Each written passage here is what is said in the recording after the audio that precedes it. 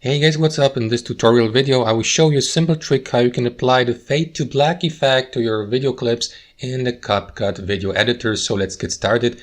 Now guys, let's say you would like to add the fade to black effect to a video clip like that here. Start by importing the video clips you would like to use to your library here on CapCut. You can do that by clicking on the import button here and by locating your video clips on your computer. Next, place the video clip here on the timeline below on that video track, and after that left click on it and head over to this section here in the top left side or corner, effects, and search for an effect called fade out.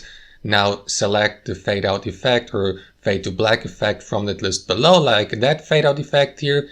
Click on that plus icon here to apply it, and next adjust its length here on your timeline just like that, and you can also adjust its speed here to the right. And last but not least, watch your video clip in the preview mode to enjoy the fruits of your work. And there you have it, a simple and clean fade to black effect.